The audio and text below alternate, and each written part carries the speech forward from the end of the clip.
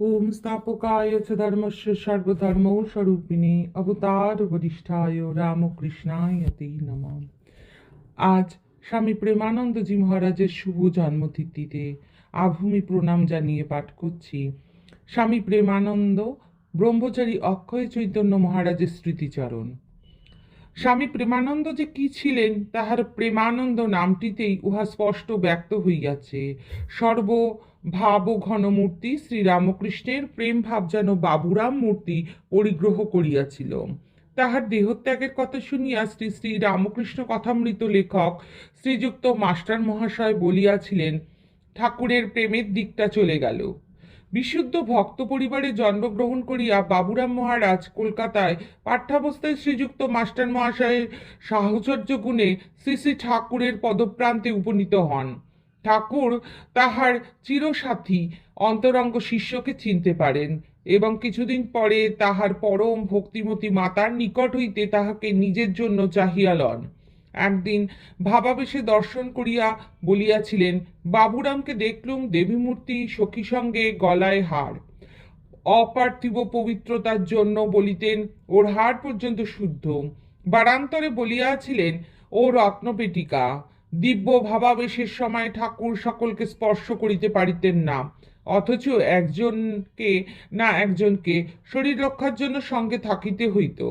তাই ঠাকুর অপাপবিত্র শরীর বাবুরাম মহারাজকে সেবার জন্য সঙ্গে রাখিতে চাহিতেন। বলিতেন দরদি এবং গান ধরিতেন, মনের কথা কইব কিসই কইতে মানা, দরদি নইলে প্রাণ বাঁচে না ইত্যাদি। তিনি শ্রী রামকৃষ্ণের মনের মানুষ, প্রাণের মানুষ, দরদি। ঐশ্বরিক ভাব উপলব্ধি সম্বন্ধে তিনি তাহাকে অতি উচ্চ শ্রেণীর বলিয়া নির্দেশ করিতেন। বলিতেন নিত্য সিদ্ধের থাক ঈশ্বর কোটি। এই অপার্থিব প্রেম, পবিত্রতা ও ঐশ্বরিক ভাব লইয়া বাবুরাম মহারাজ শ্রীরামকৃষ্ণ ভক্ত সংসারে মায়ের স্থান, পাকা গিন্নি স্থান অধিকার করিয়াছিলেন। গণ্ডিবদ্ধ ক্ষুদ্র সংসারে মায়ের ভালোবাসা, ধৈর্য ও কর্মতৎপরতা প্রকাশ পায়, কিন্তু এ ভক্ত সংসার বিপুল।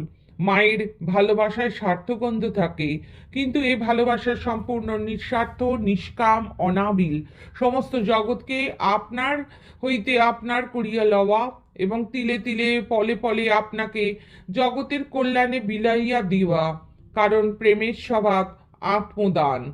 মা সন্তানকে ভালোবাসে, বুক চিরিয়া ভালোবাসে, কিন্তু তাহার কল্যাণের দিকে দৃষ্টি রাখে বলিয়া আবশ্যক হইলে শাসন করিতেও ত্রুটি করে না। তিনি অবিকল সেই রূপ করিতেন। ভালোবাসিয়া ভক্তদিগকে প্রথমে আপনার করিয়া লইতেন, এমন আপনার করিয়া ফেলিতেন যে সে জীবনেও তাহাকে ভুলিতে পারিত না। তারপরে তাহার চরিত্র, তাহার মনুষ্যত্ব গঠনের জন্য উপযুক্ত শাসন করিতে, শিক্ষা ব্যবস্থা করিতে ত্রুটি করিতেন না। জনৈক গণ্যমান্য বিদ্বান ব্যক্তি সাধু হইতে মঠে আসিলে তিনি তাহার বিদ্যাভিমান দূর করিবার জন্য অপরের আপত্তি সত্ত্বেও তাহার জন্য মঠ বাড়ি ঝাড়ু দেওয়ার ব্যবস্থা করিয়াছিলেন। সে অসুখের সময় যখন রুগ্নাবস্থায় দেওঘরে আছেন, তখন ঠাকুরের পরম ভক্ত শ্রীযুক্ত বলরাম বাবুর পুত্র শ্রীযুক্ত রামবাবু সেবকদের জন্য অনেক সময় উৎকৃষ্ট আহারের বন্দোবস্ত করিতেন। জনৈক সেবককে একদিন ঐরূপ খাওয়া সম্বন্ধে তিরস্কার করিয়া বলেন, ঠাকুর বলতেন সাধুর জিহ্বা ও উপস্থ সংযম করতে হয়, রাত্রে আধপেটা খেয়ে থাকতে হয়। সাধু হতে এসে কিনা আর সম্পূর্ণ উল্টো ব্যবহার, লোভে পড়ে খাওয়া। তিরস্কৃত হইয়া সেবকটি অভিমানে অজ্ঞাতসারে চলিয়া গেল। দুপুরবেলা আহারের সময় তাহাকে দেখিতে না পাইয়া বাবুরাম মহারাজ অস্থির হইয়া পড়িলেন। এত গালাগাল করেছি, তাই বুঝি রাগ করে চলে গেল। উপর্যুপরি দুইজন সেবককে অনুসন্ধানে পাঠাইলেন, কেহই খুঁজিয়া পাইল না। বিষণ্ণ মনে বসিয়া আছেন, এমন সময় অপরাহ্নে সে ফিরিয়া আসিয়া নিঃশব্দে পেছনের দিকে দরজা দিয়া ঘরে প্রবেশ করিল। মহারাজ জানিতে পারিলেন সে ফিরিয়াছে।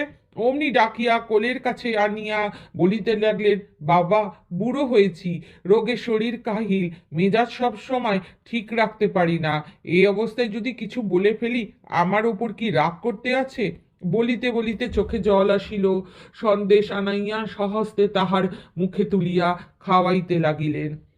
নেশাখোর বিকৃত মস্তিষ্ক তাহার ভালোবাসায় পড়িয়া সর্বত্যাগী সন্ন্যাসী হইয়াছে।